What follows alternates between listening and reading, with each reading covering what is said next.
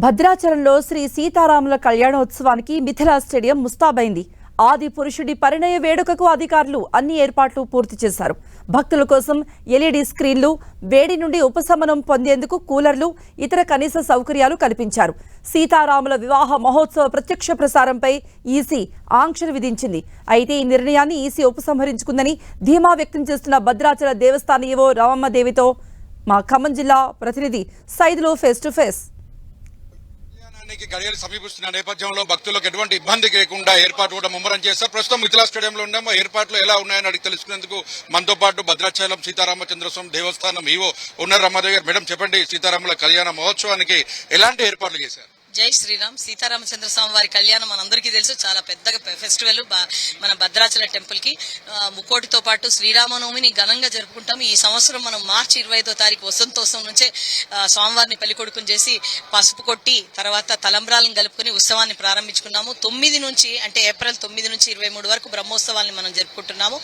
అందులో భాగంగా ముఖ్యంగా మీకు తెలుసు 16వ తారీఖు ఈ రోజు ఎదుర్కోలు ఉత్సవము, 17వ తారీఖు మనకు ఏదైతే కళ్యాణం ఉంటుందో మిథిలా స్టేడియంలో మనం పూర్తిగా సుందరంగా మనం ఏర్పాట్లు చేసుకున్నాము. ఇక్కడే జరుగుతుంది.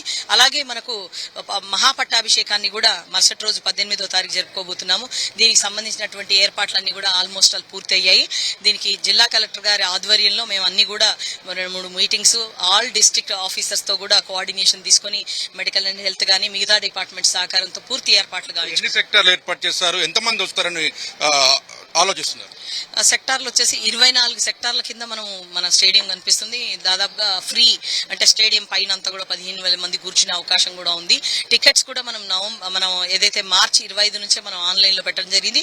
ప్రత్యక్షంగా కూడా సేల్ చేస్తున్నాము. ఆ టికెట్స్ అన్ని కూడా ప్రజలకందరికీ భక్తులందరికీ కూడా అందుబాటులో ఉంచాము. దాదాపుగా నాకు తెలిసి 50 నుండి 60,000 మంది వరకు ఇక్కడ ఎక్స్పెక్ట్ చేస్తున్నాము. రేపు ఎండ ఎంత తీవ్రంగా ఉన్నప్పటికీ కూడా మన శనివారం రోజు కూడా దాదాపుగా ఒకే రోజు 20,000 మంది పైగా వచ్చారు భక్తులు. కాబట్టి దక్షిణ అయోధ్య మనకు కూడా ప్రెస్టీజియస్ గా అందరూ కూడా ఇక్కడ దర్శనానికి వచ్చే అవకాశం ఉన్నందున పెద్ద ఎత్తున ఆశిస్తున్నాం. ఎన్నికల కోడ్ ఎఫెక్ట్ తో కూడా ప్రత్యక్ష ప్రసారాన్ని నిలిపివేశారు. దానికి ప్రత్యామ్నాయ మార్గాలు ఏం చూశారు? ఈ గతంలో ఎన్నడూ కూడా ప్రత్యక్ష ప్రసారాన్ని ఆపివేసినటువంటి ఘటన లేవు. ఎలా చూడాలంటారు దీన్ని? మీరు నాకు తెలిసి నేను ఇది 2వ సంవత్సరం షార్ట్ పీరియడ్ లో లాస్ట్ టైం శ్రీరామనవమి జరుపుకున్నాము.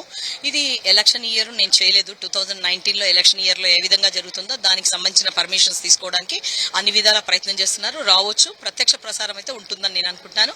అలాగే రేడియో ద్వారా కూడా మనం సేమ్ కార్యక్రమాన్ని అంతా కూడా కొనసాగిస్తున్నాం. చూడొచ్చు, మొత్తంగా చూసుకుంటే భక్తులకు ఎటువంటి ఇబ్బంది కలగకుండా ఉండేందుకు ప్రత్యక్ష ప్రసారానికి సంబంధించి కూడా ఇప్పటికే ప్రభుత్వం నుంచి కూడా ఆదేశాలు జారీ కాబోతున్నాయి. ఎన్నికల కమిషన్ కూడా ఫిర్యాదు చేశాం. గతంలో ఎన్నికల ఇయర్ లో ఎలా అయితే గత 2019లో కళ్యాణం జరిగిందో అదే స్థాయిలో కూడా జరుగుతుంది. భక్తులకు ఎటువంటి ఇబ్బంది కలగకుండా చర్యలు తీసుకుంటున్నామని కూడా ఈవో చెప్తున్న పరిస్థితి ఉంది. కెమెరామెన్ విజయతో సైదులు, 10 టీవీ, మిథిలా స్టేడియం.